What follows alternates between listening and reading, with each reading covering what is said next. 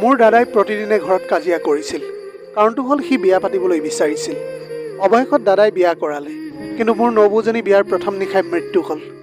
কেইমাহমানৰ পাছত দাদাই পুনৰ বিয়া কৰালে, কিন্তু আচৰিত কথাটো হ'ল পুনৰ এইবাৰো নবৌৰ বিয়াৰ প্ৰথম নিশাই মৃত্যু হয়। দাদাৰ জীৱনত এনেকুৱা কি হৈছিল, সেই কথা জানিবলৈ আমি দাদাক পুনৰ বিয়া পাতি দিলোঁ। এইবাৰ মই বিয়াৰ প্ৰথম ৰাতি দাদা নবৌৰ ওচৰত চকু ৰাখিবলৈ তেওঁলোকৰ কোঠাত লুকাই থাকিলোঁ। তেতিয়া দেখিলোঁ দাদাই ঘৰত সোমাই নবৌৰ লগত কিবা এটা খাই আছে। প্ৰিয় দৰ্শক, মই সঞ্জীৱ।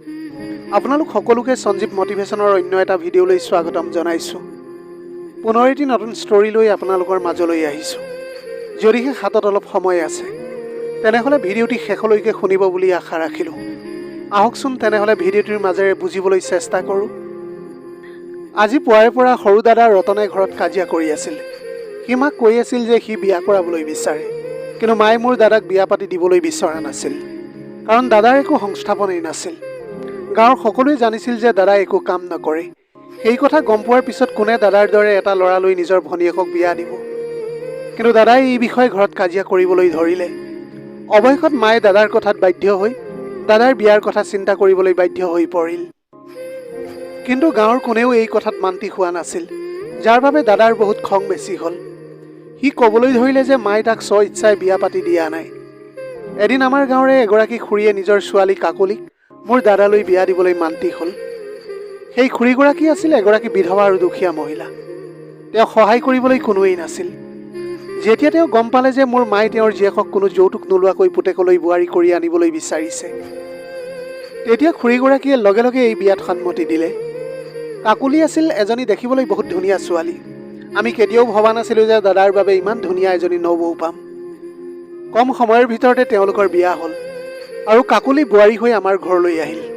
সকলো মানুহে কৈ আছিল যে দাদাৰ ভাগ্যটো বহুত ভাল, তাৰ দৰে ল'ৰা এটাই ইমান ধুনীয়া এজনী পত্নী পাইছে। কিন্তু ভাগ্যই যেন বেলেগ এখন খেলহে খেলিলে। বিয়াৰ ঠিক পিছদিনা ৰাতিপুৱাই দাদাই চিঞৰিবলৈ ধৰিলে যে নতুন বোৱাৰীয়ে এইখন পৃথিৱী চিৰদিনৰ বাবে এৰি থৈ গৈছে। অৰ্থাৎ এই কথা শুনি আমি সকলোৱে স্তম্ভিত হৈ পৰিলোঁ। কালি ৰাতিলৈকে হাঁহি মাতি কথা পাতি থকা ধুনীয়া ছোৱালীজনী ফুলসজ্জাৰ শুৱনি কোঠালৈ যোৱাৰ পাছতে হঠাৎ কেনেকৈ নোহোৱা হৈ যাব পাৰে? কেনেকৈ কি কাৰণে মৃত্যু হ'ল তাইৰ? ৰতন দাই বাহিৰতে বহি বৰকৈ কান্দি আছিল। গাঁৱৰ সকলোৱে দাদাৰ নাম লৈ বিভিন্ন কথা পাতিবলৈ ধৰিলে। বিয়াৰ প্ৰথম নিশাই এজনী ছোৱালীৰ মৃত্যু হোৱা বুলি কোনেও বিশ্বাস কৰিবলৈ পৰা নাছিল। এনেও আগৰে পৰাই গাঁৱৰ মানুহে ৰতন দাদাক ভাল পোৱা নাছিল। এই ঘটনাৰ পিছত গাঁৱৰ মানুহৰ চকুত দাদা আৰু বেছি বেয়া হৈ পৰিল। আমাৰ গোটেই ঘৰখন এতিয়া শোকত ভাগি পৰিছিল। একমাত্ৰ কন্যাক হেৰুৱাই কাকলিৰ মাক অজ্ঞান হৈ পৰিছিল। এখন বানাৰসী শাৰী পৰিধান কৰি মৌন হৈ মাটিত পৰি থকা কাকলিক এগৰাকী বৰ ধুনীয়া পত্নী যেন লাগিছিল যদিও সেই সময়ত তাইৰ শৰীৰত কোনো প্ৰাণ নাছিল। এতিয়া কোনেও গম পোৱা নাছিল যে প্ৰকৃততে তাইৰ কি হৈছিল। গোটেই ঘটনাৰ বিষয়ে হয়তো ৰতন দাদাইহে ভালকৈ জানিব বুলি আমি ভাবিছিলোঁ, কিন্তু দাদা সম্পূৰ্ণ নিমাত হৈ আছিল। মোৰ ডাঙৰ দাদা মহেশে মাক কৈছিল যে মা, মই আগতেই কৈছিলোঁ যে ইয়াক বিয়া কৰাই দিব নালাগে। মোৰ কথাত তোমালোকে একেবাৰে গুৰুত্ব নিদিলা। তুমি তোমাৰ পুত্ৰৰ মৰমত একেবাৰে অন্ধ হৈ পৰিছিলা। এতিয়া দেখিলানে কেনেকৈ সি ছোৱালীজনীক মাৰি পেলালে? মহেশদাৰ কথা শুনি মা কঁপি উঠিছিল আৰু ক'লে যে তুমি এইবিলাক কি কথা কৈ আছা? তুমি ককাইকটো হৈ যদি এইবিলাক কথা কোৱা তেন্তে গাঁৱৰ মানুহে আমাক কি ক'ব? বোৱাৰীজনীৰ মৃত্যুৰ বাবে সকলোৱে মোৰ সৰু ল'ৰাটোক দুখ দি আছে। কোনোবাই তাৰ ওপৰত গোচৰ দি জেইল দিয়াব বুলিও কোৱা মোৰ কাণত পৰিছেহি। কিন্তু ঘটনাৰ প্ৰকৃত সত্যটো কেৱল ৰতন আৰু ভগৱানেহে জানে। যিয়েই নহওক, মোৰ সৰু ল'ৰাটো মই জেলত কটোৱাটো কেতিয়াও নিবিচাৰোঁ। মাৰ কথাটো শুনি এতিয়া মহেশদা নিমাত হৈ পৰিল, কিন্তু মহেশদাই কোৱা কথাবোৰ শুনি মোৰ মূৰটো ঘূৰাবলৈ ধৰিলে। সঁচাকৈয়ে মহেশদাই একো ভুল কথা কোৱা নাছিল। নিশ্চয় এনেকুৱা কিবা এটা ঘটনা ঘটিল যিটোৰ বিষয়ে কোনেও নাজানে। ইফালে পত্নীৰ মৃত্যুৰ পিছত ৰতন দাদা ঘৰতে আবদ্ধ হৈ পৰিল। সি বাৰে বাৰে কৈছিল যে কাকলিৰ মৃত্যু কেনেকৈ হ'ল সি হেনো একোৱেই নাজানে। পত্নী বিয়োগৰ পাছৰে পৰা সি বৰ বিচলিত হৈ পৰিছিল। এনেদৰে লাহে লাহে সময়বিলাক পাৰ হৈ গৈ থাকিল। কেইমাহমানৰ পিছত লাহে লাহে সকলো কথা তল পৰিল। মহেশদা আকৌ খেতিপথাৰত ব্যস্ত হৈ পৰিছিল। গাঁৱৰ সকলোৱে এই ঘটনাটো লাহে লাহে মনৰ পৰা মচি পেলাইছিল। কাকলিৰ স্মৃতিবোৰ আঁতৰি গৈছিল, কাৰণ তেওঁলোকে জানিছিল যে এনেবোৰ ঘটনা গাঁও চহৰত আজিকালি প্ৰায় ঘটি থাকে। এনেও গাঁৱৰ মানুহে পুৰণি ঘটনাবোৰ বেছি দিনলৈ মনত নাৰাখে আৰু সেইবোৰ পাহৰি দৈনন্দিন জীৱন সংগ্ৰামত ব্যস্ত হৈ পৰে। তাৰপিছত এদিন এনেকুৱা এটা ঘটনা ঘটিল যিয়ে মানুহক পুনৰ এই ঘটনাৰ কথা সোঁৱৰাই দিলে, যিটো ঘটনাৰ কথা শুনিলে হয়তো আপোনাৰো মনত বিশ্বাস হ'ব। মোৰ নাম মাইনী। আমি এখন সৰু গাঁৱৰ বাসিন্দা আছিলোঁ। মোৰ দুজন দাদা আছে আৰু মই তেওঁলোকৰ একমাত্ৰ ভনীয়েক। ডাঙৰ দাদা মহেশ আছিল অতি বুদ্ধিমান আৰু বিশাল হৃদয়ৰ মানুহ। কিন্তু সৰু দাদা ৰতন আছিল তাৰ সম্পূৰ্ণ বিপৰীত। সৰুতে স্কুলৰ পঢ়া শুনা বাদ দি সি গাঁৱৰ খেলপথাৰবোৰকে নিজৰ কৰ্মক্ষেত্ৰ বুলি ভাবি লৈছিল।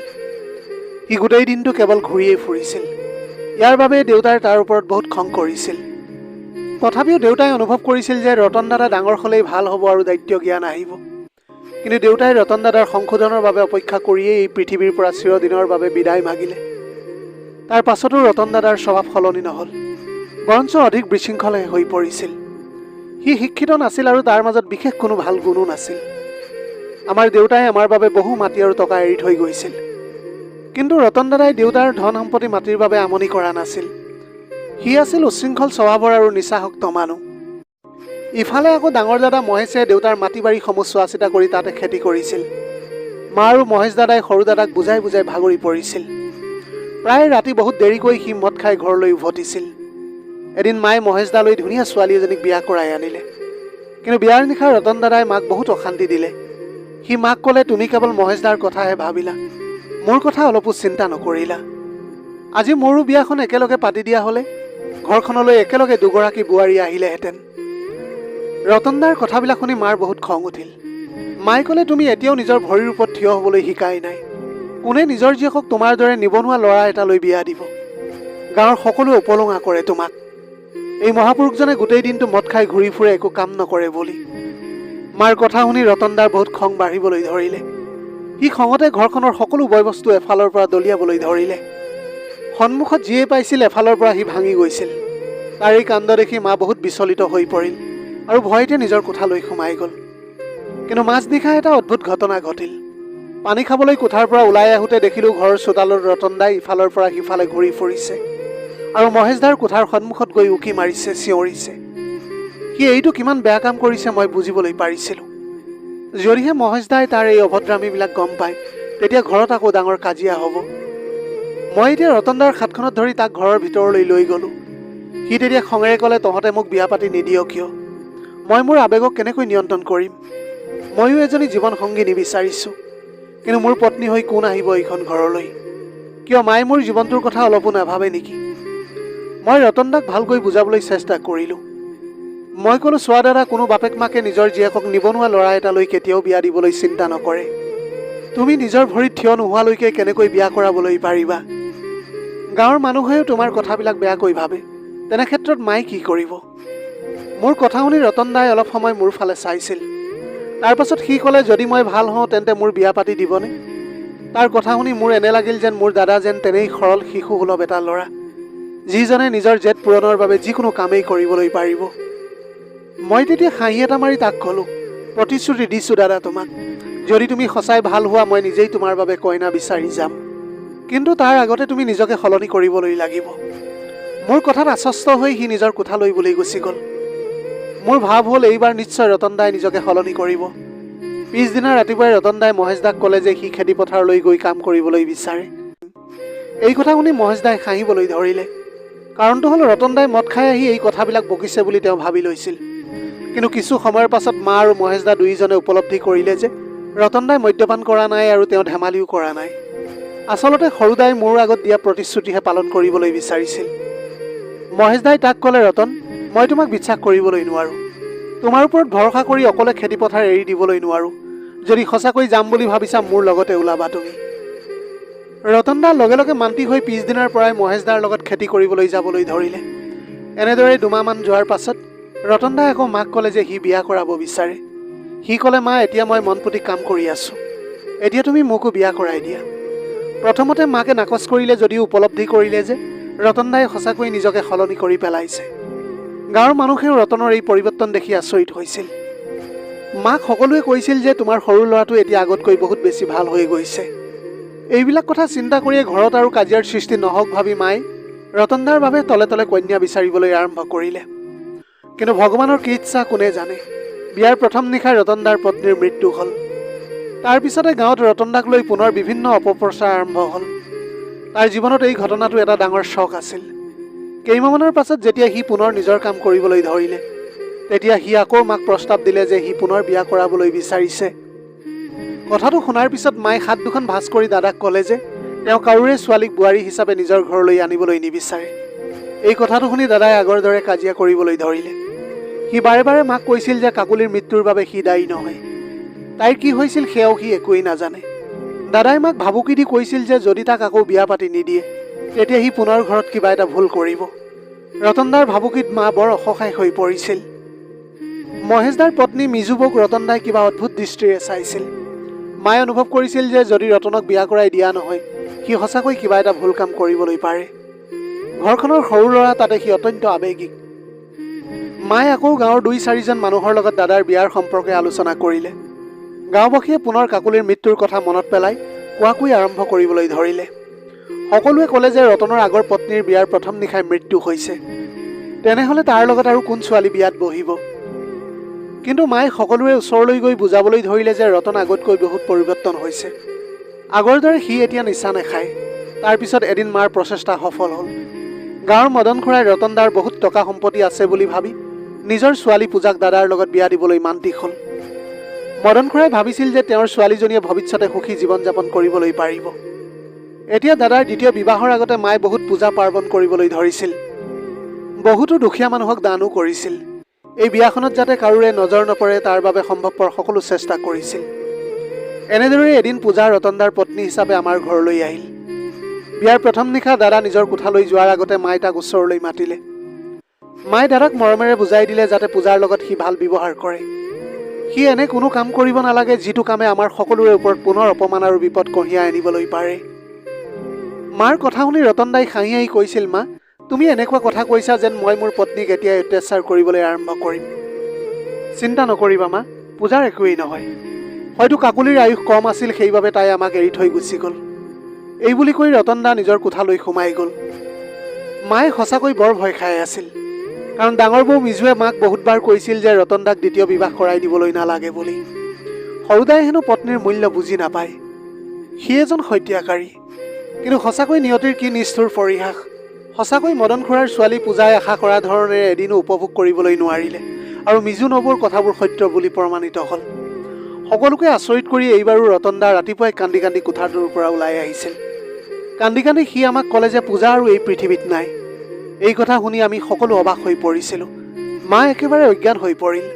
ৰতনদা কান্দি কান্দি পাগলৰ দৰে হৈ পৰিছিল। ডাঙৰ দাদাই এতিয়া তাক বহুত কথা শুনাইছিল, গালি পাৰিছিল। তাৰ লগতে মাকো মহেশ দাই দোষাৰোপ কৰি কৈছিল যে মা, সকলো জানি বুজিও কিয় তাক পুনৰ বিয়া কৰাই দিলা? এতিয়া আমাৰ কি গতি হ'ব? কাকুলিৰ মাক এগৰাকী দুখীয়া বিধৱা নাৰী আছিল। সেয়েহে জীয়েকৰ মৃত্যুৰ পাছতো তেওঁ কোনো হুলস্থুল নকৰি মনে মনে আছিল। কিন্তু মদন খুৰাই জীয়েকৰ মৃত্যুৰ খবৰ পাই উন্মাদনা আৰম্ভ কৰিলে। আমাৰ সকলোৰে বাবে সেইটোৱেই ভয় আছিল। খন্তেকৰ ভিতৰতে আমাৰ ঘৰৰ বাহিৰত গাঁৱৰ মানুহে ভিৰ কৰিছিলহি। পূজাৰ মৃত্যু হোৱা বুলি শুনি সকলোৱে ৰতনদাক বহুত গালি গালাজ পাৰিবলৈ ধৰিলে। সকলোৱে কৈ আছিল যে ৰতনে নিশ্চয় মদ খাই ৰাতি পূজাৰ লগত কিবা বেয়া কাম কৰিছে, যাৰ বাবে তাইৰ মৃত্যু হৈছে। মদন খুৰাই ৰতনদাৰ চোলাৰ কলাৰত ধৰি চৰিয়াইছিল যদিও ৰতনদাই একেটা কথাকে কৈ আছিল যে সি একো কৰা নাই, সি কাকোৱে হত্যা কৰা নাই। পূজাৰ মৃত্যু কেনেকৈ হ'ল সি নিজেই একো নাজানে আৰু ইয়াৰ বাবে সি নিজেও বহুত কষ্ট পাই আহিছে। তেতিয়াই মদন খুৰাই ক'লে যে তেওঁ এতিয়াই আৰক্ষীৰ ওচৰলৈ গৈ ৰতনৰ ওপৰত গোচৰ দিব আৰু তাক জেলৰ ভাত খুৱাব। এই কথাটো শুনি মহেশ দাই বহুত বুজাই বঢ়াই হাতে ভৰিয়ে ধৰি মদন খুৰাক শান্ত কৰালে আৰু কেনেবাকৈ বিষয়টো নিষ্পত্তি কৰিবলৈ সক্ষম হ'ল। সি মাক স্পষ্টকৈ কৈছিল যে ৰতনৰ জীৱনত বিয়া আৰু কেতিয়াও সম্ভৱ নহয়। সি ঘৰৰ পৰা বাহিৰলৈ ওলোৱাৰো প্ৰয়োজন নাই, কাৰণ গাঁৱৰ সকলো এতিয়া তাৰ শত্ৰু হৈ পৰিছে। কিন্তু এতিয়া কাকুলিৰ পিছত পূজাৰো বিয়াৰ প্ৰথম নিশাই মৃত্যু কেনেকৈ হ'ল সেই কথা ৰহস্য হৈ থাকি গ'ল। ৰতনদাৰ ভাগ্যত এই কথাই লিখা আছিল নেকি বাৰু? আজি কোনোবাই তেওঁৰ চৰিত্ৰলৈ আঙুলিয়াইছে আৰু কোনোবাই তেওঁৰ ভাগ্যলৈ আঙুলিয়াইছে। ৰতনদা কিছুদিন ঘৰতে সোমাই থাকিল, কিন্তু এজন মানুহ কিমান দিন ঘৰৰ চাৰিবেৰৰ ভিতৰত আবদ্ধ হৈ থাকিবলৈ পাৰিব? ডাঙৰ দাৰ আপত্তি সত্ত্বেও সি পুনৰ খেতিপথাৰত নামি পৰিল। প্ৰথম কেইদিনমান গাঁৱৰ মানুহে দাদাৰ নামত বহুত কথা বতৰা পাতিবলৈ ধৰিছিল। সেইটো সময়ত তাক লৈ বহুত হুলস্থুলৰ সৃষ্টিও হৈছিল। কিন্তু কিছু দিনৰ পাছত সকলোৱে এই কথা পাহৰি গৈ নিজৰ দৈনন্দিন জীৱনত সকলো কামত ব্যস্ত হৈ পৰিল। কিন্তু পুনৰ আকৌ সেই ডাঙৰ সমস্যাটোৰ সৃষ্টি হ'ল, যেতিয়া ৰতনদাই আকৌ মাৰ ওচৰত নিজৰ বিয়াৰ প্ৰস্তাৱ উত্থাপন কৰিলে। সি মাৰ ওচৰত দাবী কৰিলে যে সি হেনো বিয়া নপতাকৈ জীয়াই থাকিবলৈ নোৱাৰিব। হয়তো তাৰ আবেগে বাৰে বাৰে এনে ভুল কাম কৰিবলৈ বাধ্য কৰাইছিল। ৰতনদাৰ কথা শুনি মা এতিয়া উত্তেজিত হৈ পৰিছিল। মায়ে তেতিয়া খঙেৰে তাক ক'লে, তুমি দিনে দিনে বহুত বেয়া হৈ পৰিছা। মাৰ আগত আকৌ এইবোৰ কথা ক'বলৈ তোমাৰ অলপো লাজ লগা নাইনে? আগতেও দুজনী ছোৱালীয়ে তোমাৰ বাবে নিজৰ প্ৰাণ দিছে। মই তোমাৰ বাবে আন কাকো মৰিবলৈ দিবলৈ নোৱাৰোঁ। মাৰ কথাটো শুনি দাদাই ক'লে, তুমি এইবোৰ কি কথা কৈ আছা মা?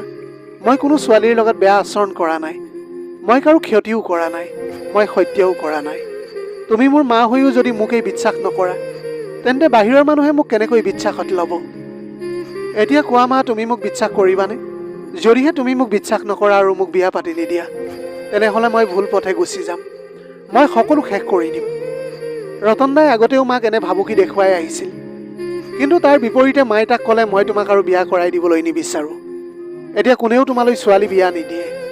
কিন্তু ৰতনদা আকুৰগোচ হৈয়ে থাকিল। তুমি অন্য এখন গাঁও বা তোমাৰ আত্মীয়ৰ ঘৰৰ পৰা মোৰ বাবে এজনী ছোৱালী লৈ আনা। মা তেতিয়া বৰ চিন্তিত হৈ পৰিল। মায়ে ক'লে, ঠিক আছে ৰতন, মই শেষবাৰৰ বাবে তোমাৰ বিয়াৰ ব্যৱস্থা কৰিম। কিন্তু এইবাৰ যদি কিবা অঘটন হয়, তেন্তে তুমি ৰঙাঘৰৰ ভাত খোৱাটো নিশ্চিত হৈ পৰিব। কথাটো তুমি মনত ৰাখিবা। ডাঙৰ দা মহেশে মাৰ কথা শুনি মাৰ কাণত ফুচফুচাই ক'লে, মা, যোৱাবাৰ মই তোমাৰ সৰু পুতেৰক মদন খুৰাৰ হাতৰ পৰা বৰ কষ্টৰে বচাইছিলোঁ। ইয়াৰ বাবেই গোটেই গাঁওখনতে আমি বেয়া হৈ পৰিছিলোঁ। সকলো আত্মীয়ৰ ওচৰত আমি এতিয়া নিন্দিত হৈ পৰিছোঁ। তুমি আকৌ ইয়াক বিয়া পাতি দি ভুল কাম নকৰিবা। মায়ে ডাঙৰ দাক ক'লে, মহেশ, ৰতন আগতকৈ বহুত সলনি হৈছে। যদি মই তাক বিয়া পাতি নিদিওঁ, সি আকৌ আগৰ দৰে উন্মাদ হৈ পৰিব। মহেশে বাৰে বাৰে বাধা কৰা স্বত্তেও মায়ে আন এখন গাঁৱৰ চিনাকি ছোৱালী এজনীৰ লগত ৰতনদাৰ বিয়াৰ ব্যৱস্থা কৰিলে। ছোৱালীজনীৰ নাম আছিল আশা। তাই অলপ বয়সীয়াল আছিল আৰু গাঁৱৰ বাকী ছোৱালীবোৰৰ দৰে তাইৰো চেহেৰাটো বহুত ভাল আছিল। মায়ে যেতিয়া আশাৰ লগত ৰতনদাৰ বিয়াৰ প্ৰস্তাৱ দিছিল, আশাৰ মাক দেউতাকে আনন্দেৰে হ'ব বুলি সন্মতি জনালে। কম সময়ৰ ভিতৰতে আমি আশাক ৰতনদাৰ তৃতীয় পত্নী হিচাপে ঘৰলৈ লৈ আনিলোঁ।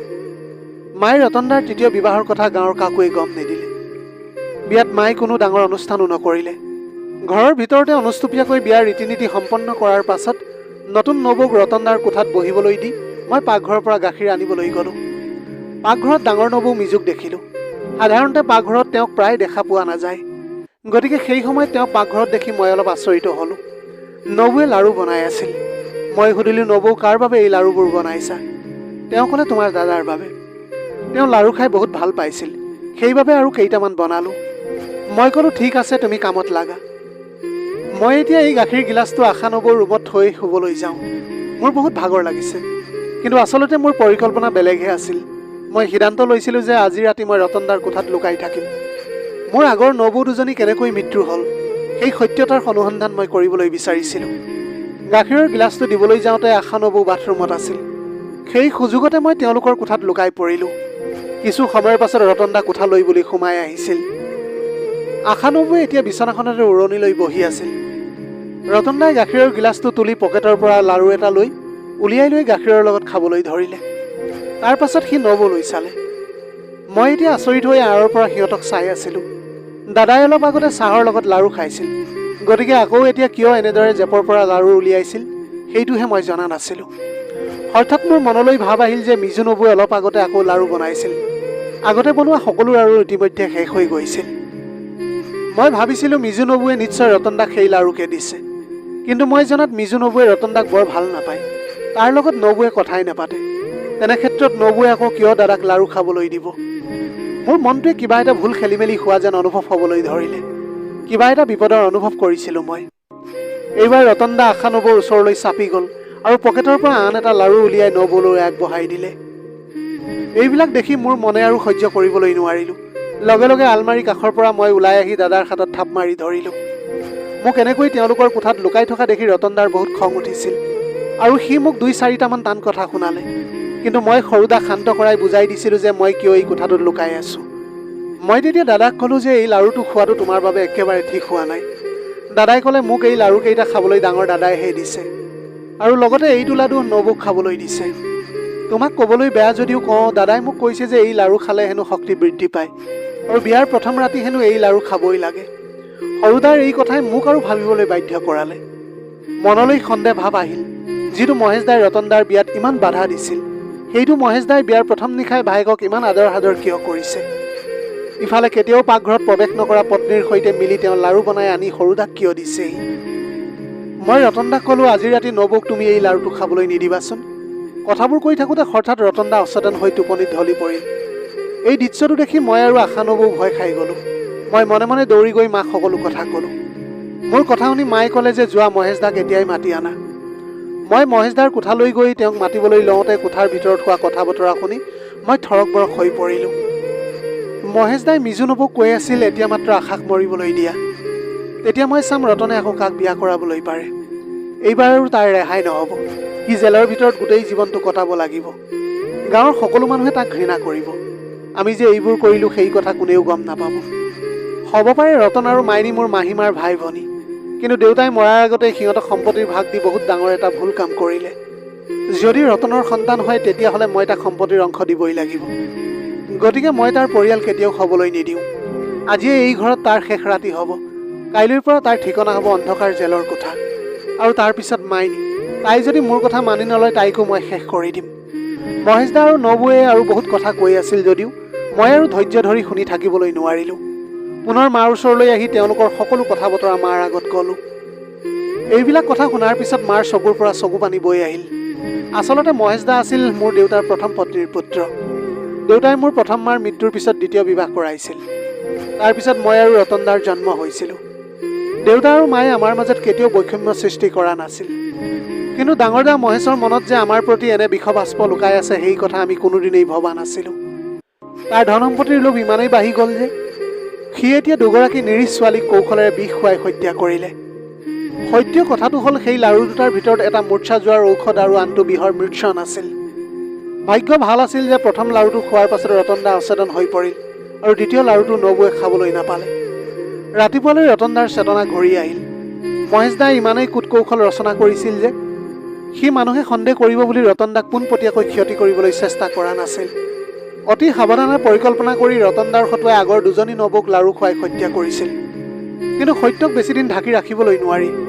এদিন হ'লেও প্ৰকাশ নিশ্চয় পাবই। ৰাতিপুৱা যেতিয়া ৰতন দাই চেতনা ঘূৰাই পালে মাক সি সকলো কথা বিৱৰি ক'লে। মায়ে নিজেই আৰক্ষীৰ ওচৰলৈ গৈ মহেশ দাৰ নামত গোচৰ দিয়াৰ লগতে গাঁৱৰ মানুহকো সকলো সঁচা কথাটো জনালে। কাৰণ মহেশ দাই দুগৰাকী নিৰীহ ছোৱালীক হত্যা কৰিছিল, যিটো এটা ডাঙৰ অক্ষমনীয় অপৰাধ আছিল। আচলতে টকা আৰু সম্পত্তিৰ লোভে কিছুমান মানুহক ইমান তললৈ নিয়ে যে মানুহ নামৰ জীৱটো দানৱ হৈ পৰে। মহেশ দাৰ লগতে তেওঁৰ পত্নী মিজুৰো ঠিক তেনেকুৱা মানসিকতাৰে নিষ্ঠুৰ হৈ পৰিছিল।